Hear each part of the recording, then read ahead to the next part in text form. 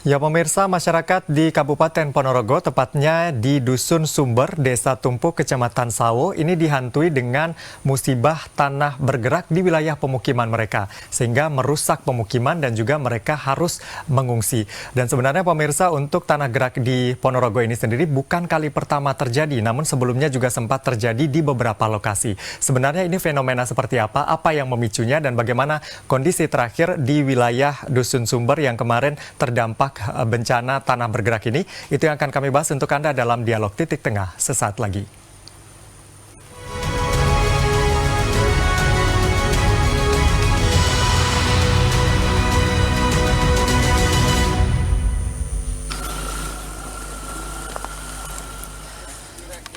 Kerusakan lingkungan di Dusun Sumber, Desa Tumpuk, Kecamatan Sawo, Ponorogo akibat tanah gerak setiap hari semakin parah. Retakan tanah terlihat di semua sisi pemukiman dan terus meluas. Bahkan beberapa lokasi pemukiman, ini permukaan tanahnya telah mengalami amblas hingga kedalaman 1 meter lebih. Kondisi itu disusul dengan kerusakan bangunan rumah-rumah warga yang juga kian parah. Tanah gerak terjadi akibat cuaca hujan tinggi di wilayah setempat. Kepala Pelaksana BPBD Provinsi Jawa Timur Gatot Subroto mengatakan, kerusakan lingkungan yang terjadi di Dusun Sumber ini sudah cukup mengkhawatirkan. Ia menilai opsi masyarakat untuk meninggalkan rumahnya adalah pilihan yang tepat demi menghindari resiko bencana yang bisa datang sewaktu-waktu. Sementara itu, Bupati Ponorogo Sugiri Sancoko mengatakan pemerintah daerah saat ini tengah fokus mengupayakan relokasi rumah warga terdampak tanah gerak. Total sebanyak 37 rumah yang terdiri dari 43 kepala keluarga akan dipindahkan dari lingkungan tersebut karena lokasi itu dinilai sudah tidak layak lagi dijadikan pemukiman.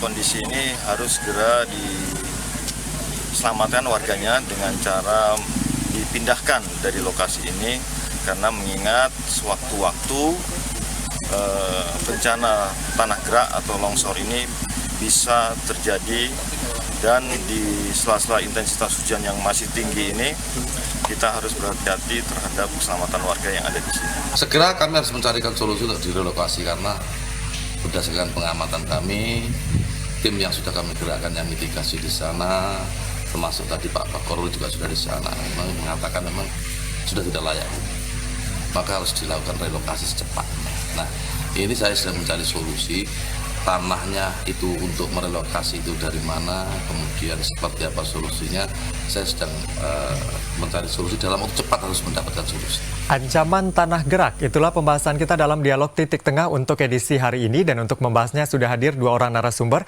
Yang pertama saya perkenalkan terlebih dahulu yang telah hadir di studio Metro TV Jawa Timur, ada Pak Muhammad Muntaha yang merupakan Kepala Lab Transportasi dan Geoteknik ITS Surabaya. Selamat siang, Selamat Pak Muntaha. siang, Pak Adi. Selamat siang. Kabar baik? Pemirsa. Alhamdulillah baik. Terima kasih sudah hadir di studio Metro TV untuk membahas terkait dengan tanah gerak yang tentunya menghantui masyarakat begitu ya di wilayah yang terdampak ini. Lalu dari luar studio bergabung juga Pak Gatot Subroto yang merupakan Kepala Pelaksana BPBD Provinsi Jawa Timur. Selamat siang Pak Gatot. Selamat siang Mas, salam sehat selalu. Salam sehat, terima kasih juga sudah bergabung bersama kami di Dialog Titik Tengah edisi hari ini Pak Gatot. Siap. Oke, sebelum kita membahas tanah gerak ini, apa yang menjadi pemicunya dan kenapa ini bisa terus terjadi begitu di wilayah tersebut, dan ini bukan kali pertama. Tapi sekarang saya ke Pak Gatot terlebih dahulu, kita akan ketahui kondisi terkini di lokasi. Pak Gatot, saat ini di area yang terdampak tanah gerak ini situasinya seperti apa Pak? Terima kasih Mas Anwar. Posisinya kemarin hari Selasa kami melakukan peninjauan ke lokasi dan memang di situ nampak sangat parah karena kejadian ataupun tanah gerak itu sangat cepat. Dulu tanggal 14 Februari memang sudah ada arkahan di wilayah tersebut sebesar 5 cm. Lalu pada tanggal 26 Februari kemarin itu kan ada hujan yang intensitasnya deras. Setelah tadi yang 5 cm tadi itu kan kemasukan air.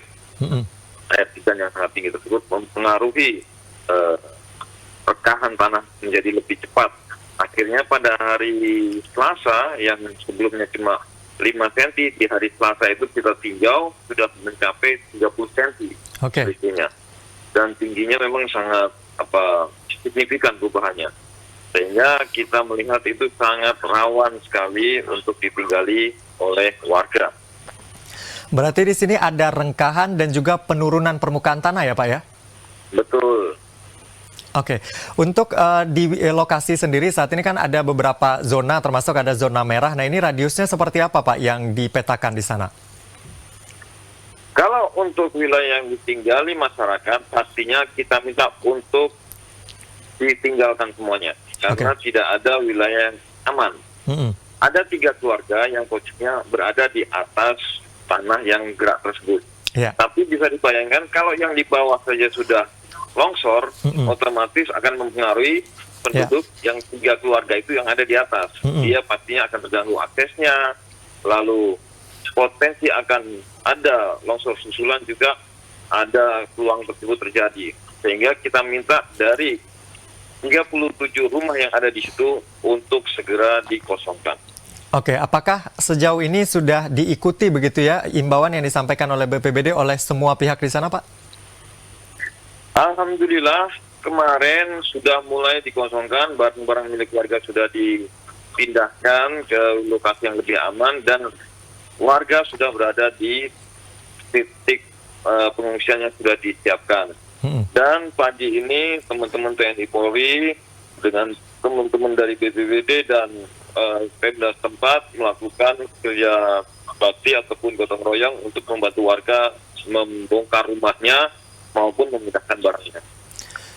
Oke, nanti kita akan perdalam lagi terkait dengan bagaimana kemudian relokasi dan apakah sudah disiapkan begitu ya. Nanti kita akan bahas termasuk apa yang menjadi penyebab tanah gerak ini terus terjadi di wilayah tersebut. Kita akan jeda terlebih dahulu, tetaplah bersama kami di Dialog Titik Tengah.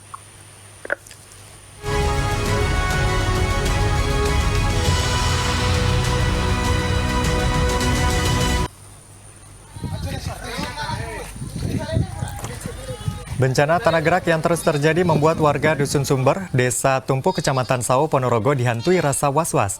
Menyusul peristiwa penurunan tanah antara 20 hingga 50 cm, membuat warga takut menghuni rumah. Kondisi ini diperparah dengan muncul banyaknya retakan dinding rumah. Antisipasi keselamatan jiwa akibat terjadi longsor, warga seketika mengevakuasi barang-barang berharga miliknya.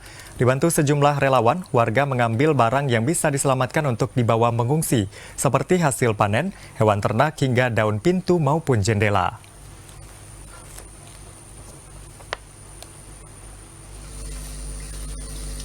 Bu, ini mau dibawa kemana? Dibawa ke rumah ibu saya. Kenapa Bu dievakuasi? Ini longsoran itu Pak. Takut terjadi longsor. Iya. Yang atas kan sudah retak. Udah retak-retak. Anu khawatir Bu ya. Iya. Terus ini berarti barang-barang semua mau dievakuasi, mau diselamatkan gitu ya. Terus yang paling dikhawatirkan warga longsor. Dikhawatirkan warga longsor. Terus ini semua barang-barang kan udah dievakuasi.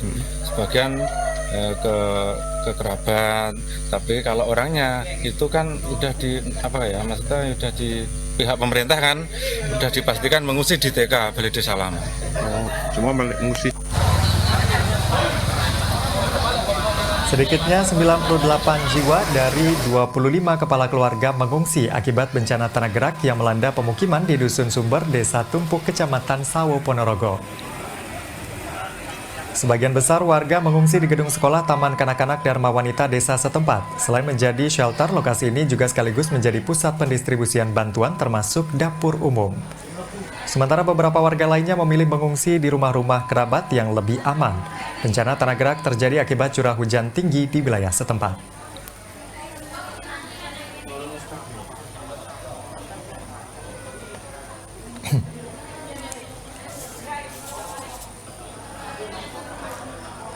Ya pemirsa, kita masih membahas terkait dengan ancaman tanah gerak, masih bersama Pak Gatot dan juga Pak Muntaha di sini. Saya ingin konfirmasi dulu, Pak Gatot, data terakhirnya 37 rumah dan 43 kakak ya Pak ya yang terdampak? Kakaknya itu 43, tapi rumahnya itu ada 37. Artinya ada satu rumah yang ditinggali oleh dua keluarga yang berbeda, mungkin anaknya ataupun saudara dan putru. Oke, itu data terakhir ya Pak ya? Ya. Oke, sekarang saya ke Pak Muntaha. Pak Muntaha, kalau kita melihat di Ponorogo ini, kalau kita cari begitu ya, kalau kita browsing, tidak kali ini saja terjadi untuk tanah gerak ini. Bahkan PVMBG di lokasi lain, misalnya di Krajan dan juga Ngorogung ya, ini juga sempat mengeluarkan analisanya terkait tanah gerak juga. Nah, ini bagaimana sebenarnya Pak? Apakah ini faktornya hanya karena cuaca hujan ini saja atau ada faktor lain terkait dengan kontur tanahnya mungkin? Iya, terima kasih Mas Edi. Jadi terkait dengan bencana tanah gerak ini dari kacamata atau dari sisi bidang teknik sipil ya, khususnya geoteknik, kita mengenal ada dua, Pak. Yang pertama adalah yang disebut sebagai subsidence, yang kedua adalah disebut sebagai longsor. Nah, kalau berdasarkan yang kita dengar di daerah Ponorogo ini bayangan saya itu adalah memang tanah longsor ini, Pak, bukan subsidence ya, bukan penurunan tanah. Nah, pemicu longsor itu memang secara umum itu ada beberapa hal, Pak. Yang pertama memang kontur gitu ya. Kalau tanahnya kita berkontur gitu ya, kemudian bergunung-gunung itu biasanya berbukit-bukit. Nah, itu memang pertama yang harus diwaspadai itu adalah itu. Kemudian yang kedua adalah terkait dengan tata guna lahan. Jadi kalau lahannya itu berubah ya, tutupannya berubah, maka potensi longsor ini akan terjadi. Ya, kemudian yang ketiga itu adalah faktor cuaca. Jadi memang hujan gitu ya, apalagi dengan intensitas yang besar atau yang tinggi itu sangat memicu terjadinya bencana tanah gerak ataupun tanah longsor ini. Oke, jadi untuk kasus ini adalah tanah longsor, tapi tanah longsor ini adalah bagian dari tanah gerak begitu ya Pak ya? Ya, betul Pak. Nah, tadi disampaikan ada beberapa faktornya, tapi kalau untuk wilayah Ponorogo ini sendiri, kalau kita melihat ada desa yang di daerah cekungan, di dataran tinggi dan rata-rata yang terkena beberapa waktu lalu dan juga saat ini yang berada di dataran tinggi. Ini bagaimana kita menganalisanya Pak? Apa sebenarnya yang terjadi? Ya, jadi secara umum tipe longsor itu ada beberapa, Pak Dia. Jadi yang pertama adalah disebut sebagai kelongsoran dangkal. Jadi itu biasanya kita jumpai pada lereng-lereng tidak terlalu besar, tidak terlalu terjal gitu kan ya. Nah, maka dia akan ada jatuhan-jatuhan. Nah, kalau area kita itu besar, itu bisa disebut sebagai kelongsoran dalam. Ya. Nah, kebetulan saya di lokasi Ponorogo ini saya belum melihat secara langsung, tapi bayangan saya ini adalah kelongsoran dalam, gitu ya, sehingga dampaknya bisa sedemikian luas. Biasanya kan yang kita jumpai, yang biasa kita lihat itu misalkan di sepanjang ruas jalan, misalkan yang paling sering kan dari Pujon ke Kediri, itu ya. Nah, itu kan biasanya kelongsorannya adalah kelongsoran setempat. Nah, itu kelongsoran dangkal. Nah, kalau dari area yang luas ini, bayangan saya secara keilmuan teknik sipil itu adalah kelongsoran dalam. Sehingga pengaruhnya sangat besar begini. Oke, tadi disampaikan juga oleh Pak Gatot begitu ya, untuk rengkahannya cukup signifikan sekali perubahannya dalam hitungan hari. Nah, ini bagaimana Pak? Apa ada faktor pendorong itu atau bagaimana alamiahnya memang seperti itu? Ya, jadi proses longsor itu adalah sebenarnya proses alami di mana tanah itu akan mencari kondisi kestabilannya yang baru, Pak. Nah, jadi misalkan hari ini dia bergerak, sepanjang dia belum mencapai titik kestabilan, maka dia akan terus bergerak. Nah, dia akan terus bergerak sampai suatu saat dia akan mencapai titik stabilnya, baru dia akan berhenti. Baru akan berhenti? Baru akan berhenti. Berarti itu tidak bisa diprediksi atau bagaimana Pak? Nanti kita akan jawab, kita akan jeda terlebih dahulu. Tetaplah bersama kami di Dialog Titik Tengah. Ya.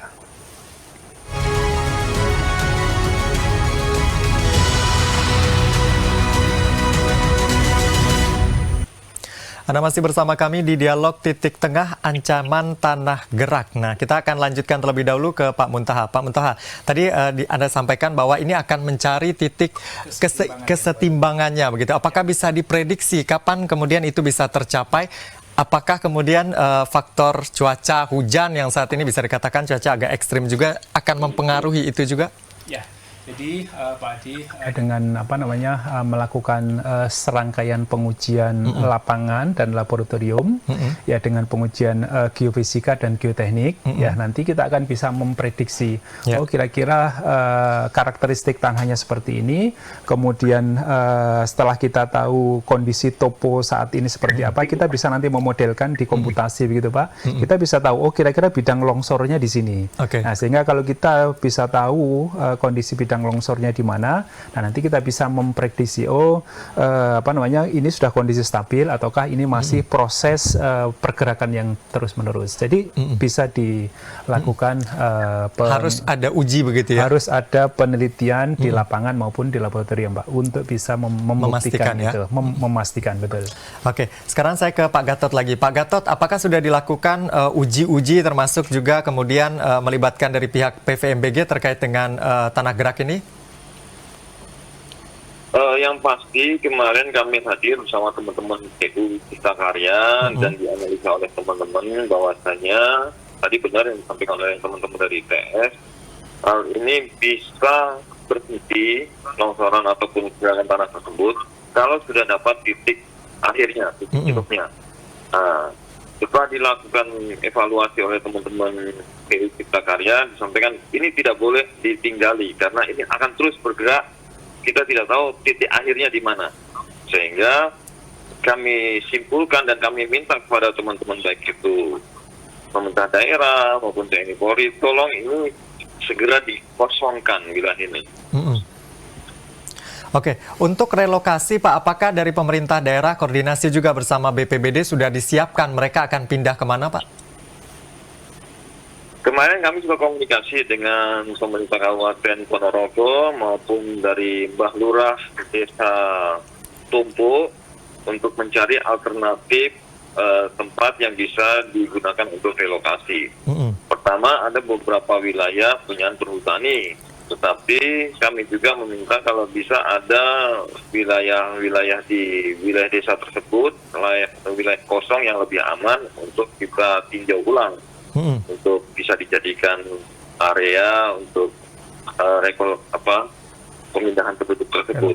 Nah, ini masih kita tunggu hasilnya seperti apa dari teman-teman kabupaten. Oke, masih menunggu ya hasil nantinya seperti apa untuk penyiapan lokasi relokasi. Pak, ini kan di daerah Ponorogo ini sebelumnya juga pernah terjadi hal serupa begitu di beberapa daerah lain. Nah, untuk BPBD kesiapannya seperti apa, Pak? Ya, kita tentu tidak berharap, tapi kalau melihat situasi cuaca saat ini diperkirakan sampai awal Maret ini juga masih hujan curah tinggi. Nah, ini bagaimana, Pak?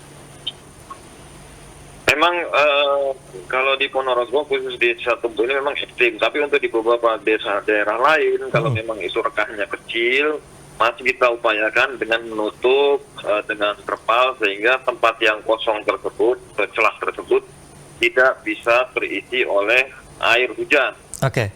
Karena harapannya kalau sudah terisi air hujan sangat memicu untuk lebih diperkah lagi sehingga dengan ditutupnya terpal yang ada di atasnya tidak terisi celah-celah tersebut. Oke, itu untuk khusus yang ditumpuk sendiri tidak tahu seperti apa kok pergerakannya terlalu cepat pergeseran tanah tersebut. Oke, jadi untuk daerah-daerah yang ya sudah ada indikasi arah ke situ sudah dilakukan penanganan seperti menutup terpal tadi ya Pak ya? Ya. Oke, sekarang saya ke Pak Muntaha lagi. Pak, kita melihat di wilayah Ponorogo ada beberapa titik lain begitu ya, upaya-upaya yang dilakukan oleh teman-teman BPBD sebenarnya seberapa menolong untuk mencegah hal ini rengkahannya semakin besar, Pak? Ya, apa yang disampaikan oleh teman-teman dari BPBD tadi betul, Pak. Jadi apabila suatu wilayah itu sudah ada kira-kira pergerakan dari tanah, memang harus segera di cover dulu, ditutup dulu. Intinya adalah air tidak boleh infiltrasi ke dalam tanah. Karena begitu air infiltrasi ke dalam tanah, maka akan terjadi dua hal, Pak. Yang pertama adalah kekuatan tanah akan turun, yang kedua berat tanah bertambah, sehingga ini akan memicu terjadinya kelongsoran. Ya, sehingga upaya-upaya awal tadi untuk mencegah itu sudah baik. Nah, memang seperti kita tahu wilayah selatan Jawa Timur itu kan memang wilayah yang berkontur-kontur, Pak ya. Sehingga memang potensi longsor memang banyak di area sana. Oke, untuk area-area ini apakah kemudian suatu saat nanti akan bisa kembali ditinggali setelah titik kesetimbangannya ini tercapai atau memang harus ditinggalkan karena akan rawan ketika karena sudah terjadi tanah gerak ini? Ya, kata kuncinya tetap kembali ke penyelidikan dan ini tadi Pak, analisis ya. Jadi begitu kita sudah tahu situasi sebenarnya di lapangan, baru nanti bisa kita simpulkan. Ini aman untuk ditinggali, ataukah ini sudah nggak bisa ditempati lagi, sehingga alternatif yang disampaikan teman-teman BPBD tadi betul. Jadi memang Ya, kita belum bisa memberikan kepastian sepanjang kita belum punya data yang yang pas gitu, yang data teknis yang pas sesuai dengan kondisi di tempat tersebut. Oke, intinya kita menunggu pengujian itu. Betul, begitu ya, bagaimana kemudian untuk langkah bisa memastikan untuk bisa memastikan akan seperti apa langkah-langkah yang akan dilakukan begitu ya. Oke, Pak Gatot, terakhir mungkin Pak, untuk BPBD sendiri, teman-teman di sana akan standby berapa lama Pak menunggu untuk relokasi ini juga Pak? Pastinya teman-teman akan kita sampaikan selama dapur umum kita masih buka. Minimal itu seminggu akan ada di situ sambil menunggu masyarakat memindahkan barangnya dan mengambil dari material-material rumah yang bisa dimanfaatkan kembali. Oke, kita harapkan ini prosesnya bisa cepat sehingga masyarakat bisa ke tempat relokasinya begitu, sehingga memulai kembali kehidupannya bersama keluarga. Ya pemirsa, demikianlah perbincangan kita terkait dengan ancaman tanah gerak. Terima kasih Pak Muntaha, terima kasih Pak Gatot juga sudah bergabung bersama kami siang ini. Saya Anwar Fuadi pamit, terima kasih, sampai jumpa.